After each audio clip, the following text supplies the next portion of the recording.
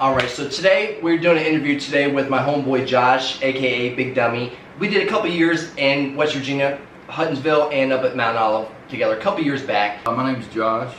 In the system, they know me as Big Dummy.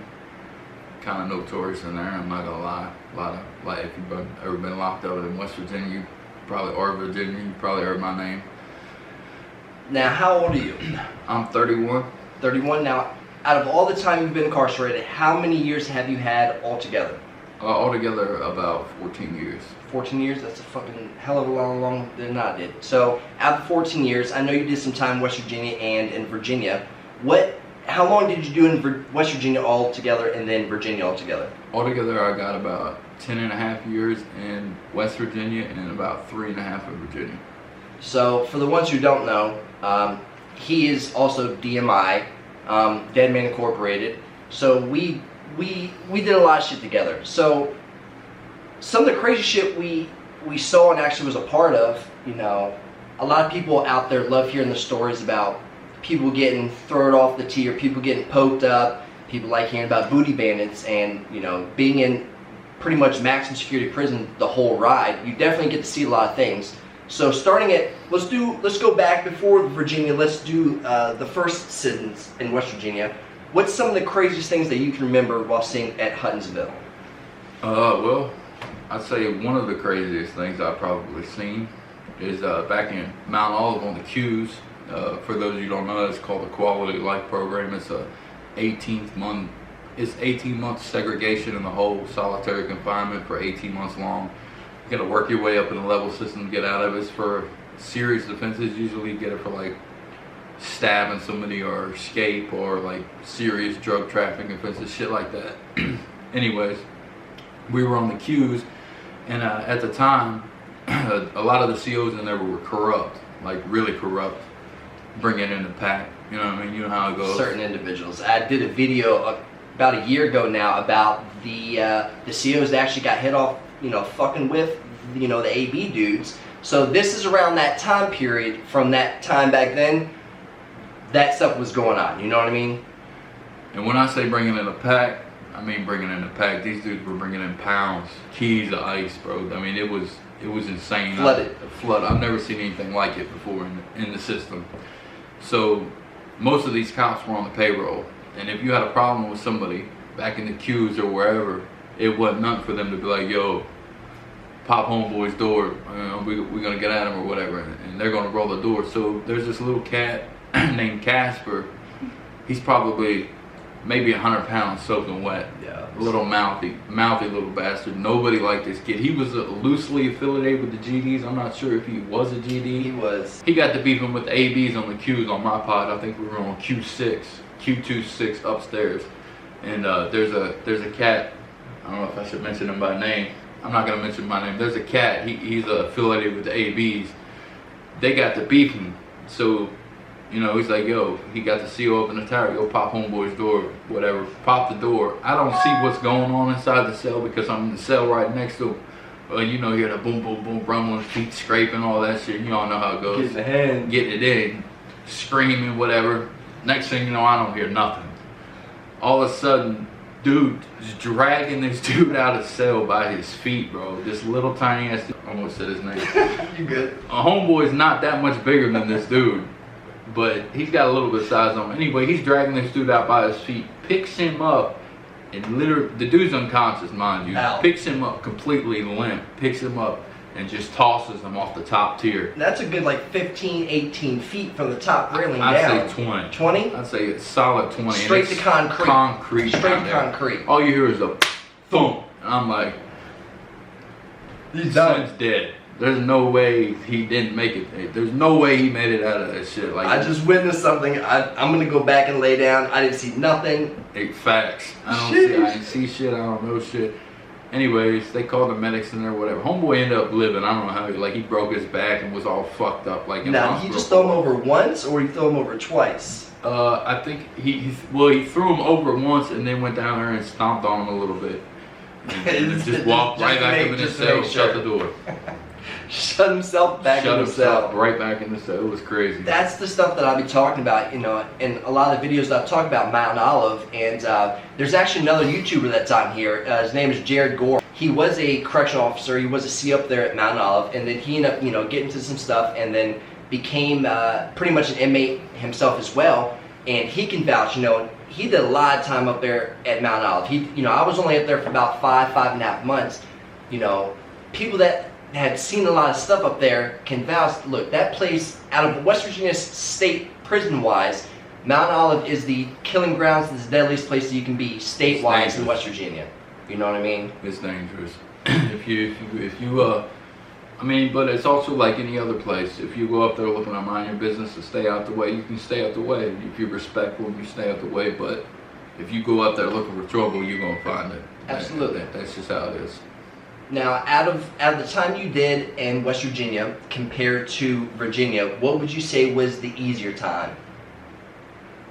Now, did you have the same mentality also going into Virginia as you did beginning doing your time in West Virginia? Though, in Virginia was a little bit different. It was a lot more secure. The systems in Virginia were a lot more predominantly black. There weren't a lot of DMI or other white gang members in there. So they kind of, you know, I mean, they ran shit in there. They had the yard, pretty much every yard for the most part. So, I mean, I held my own. Obviously, yeah. I'm gonna be me, whoever I'm at. But you can't really move the way you move in a it's a different facility when you don't have the numbers, you don't have the people. You kind of gotta just stay in your lane. It makes sense. Do your thing. A lot of people, a lot of the dudes that are from Virginia that do YouTube, they had also said that you know, most of the time it's the Bloods and the Crips, predominantly black gangs, that had the yards there, which is completely, I'm not even going to say completely different, because I will say in West Virginia, the Bloods and the Crips definitely had the numbers, but power-wise on the yards, it was definitely more toward the white side, I would say. For sure. You know, Mt.Olive, you know, the AB dudes, they had the yard. I give them that. They had the yard. Huttonsville, I think I'm going to have to say that we kind of had that for a while. For a long time. You know what I'm saying? You know, DMI was, we had some nice numbers there up at Huttonsville. You know, that was... We were well feared and respected. Yeah. I mean, to be honest, we're well feared and respected wherever we go, even in a system where it's going to be somebody else has the numbers. Yeah. They're still going to give us our respect just because we will put that work in if we need to. We move differently. Pretty much, we're supposed to move differently. Now, what prisons were you at when you were on the Virginia side?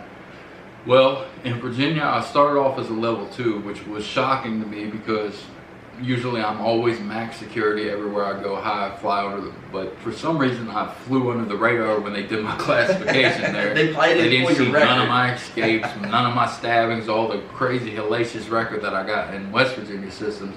And I managed to fly. And I think because they were so overpopulated at the time, they were just trying to get people the fuck out of classification.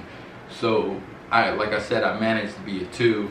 And they sent me to not a work camp, but it was like something like a work camp. It was in Warsaw, Virginia. Warsaw? Yeah, it's I can't think of the fucking name. It's in Warsaw, Virginia. You can look it up. It's a prison in Warsaw. It's a small little minimum security. Anyways, needless to say, I was there for about 30 days. Caught a street charge and sent me straight to Walnut Ridge, which is a level 6 Supermax, the highest security prison in Virginia right now. Walnut Ridge, goddamn. Yeah, and that place is a whole different ball game. Was it shitty? It was shitty. It's locked down. You get out yourself for maybe 2 hours a day if you're lucky. And I mean, people's up there. There's people up there getting bodied probably at least once every other month. Like it goes down up there for real. God damn. See, I've always noticed a lot of Serenos and Norteños up there. MS-13s, they're deep. They've been killing shit. Yeah, they kill you. The Bloods up there killing shit. The Crips, to be honest, had the yard when I was there. They had their numbers, but they weren't doing too much of the killing. I mean, they just had numbers. They just had numbers and money and power. You know what I mean? You know how that shit goes.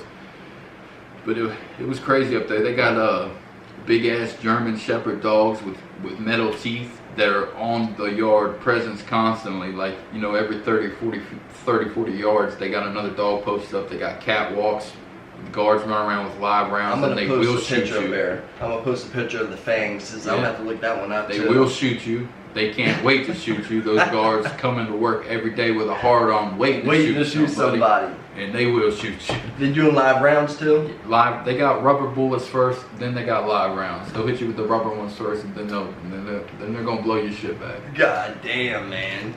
But yeah, that place is pretty crazy. I watched a dude get killed up there. They put a dude in his cell with him. He didn't want the dude in his cell. He kept telling the COs, move this dude out my cell, move this dude out my cell. I don't want him in here. They're like, nah, do what you gotta do.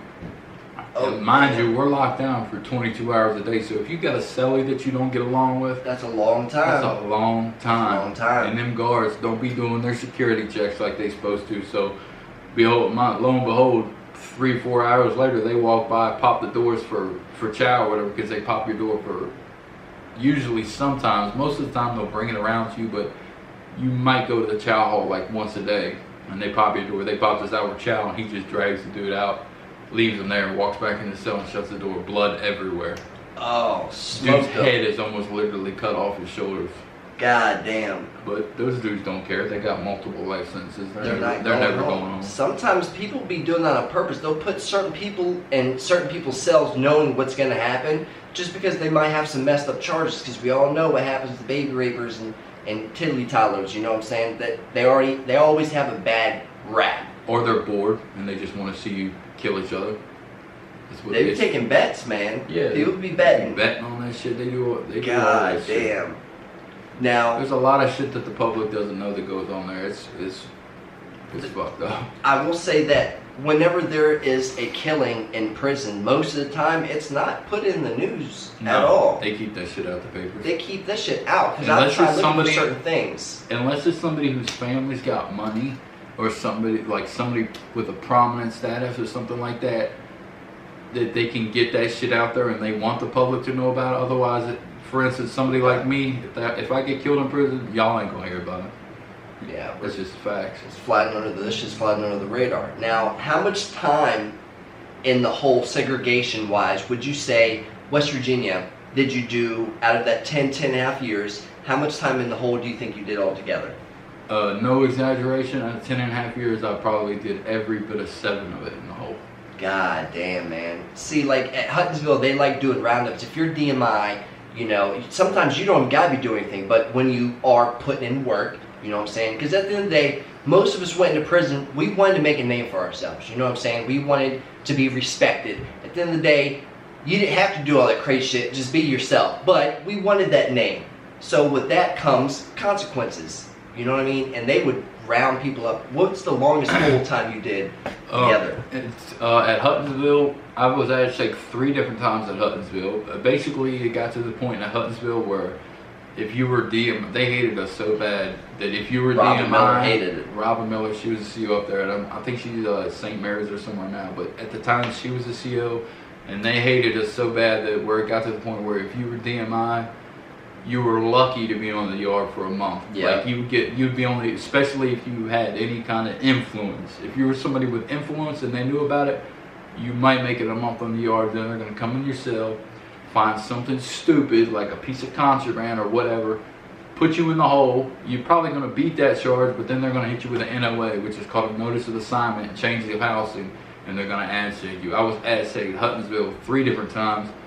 6 months one time, 7 months one time, and 9 months the other time, until they finally just got tired of me and sent me to Mt.Olive. And when I was at Mt.Olive, I did the program twice there, which is the QOL program I was telling you about. That's 18 months long, almost 2 years in the hole. So I'd say every bit of 7 years. Now, did you have the TV while you were in the on the program? Yeah, that's another thing that makes it not too bad. After you phase up, once you get to phase 2, you can buy a TV and you get cable in your cell. So. And plus, you can order commissary and shit. It's not too bad, but it's still solitary confinement. That shit takes a toll on your mental health after a while, you know what I mean? We're going to go ahead and shut this one short, leaving room for some shit next time in case he swings through and wants to share some more stories. Greatly appreciated. I'll tell you about the dude that got beat with the bag of rocks next time. Bag of rocks. See? The laundry bag full of rocks. Stay tuned for that one. Big dog, greatly appreciate you coming through. No problem. As always, guys, sit back, relax. I hope you enjoyed that episode. Go ahead and hit the subscribe button, hit that bell notification button so you'll be first informed when we're upload. As always, I send my utmost love, loyalty, respect. Keep pushing positivity. I hope you guys come back for more. Hit that like button.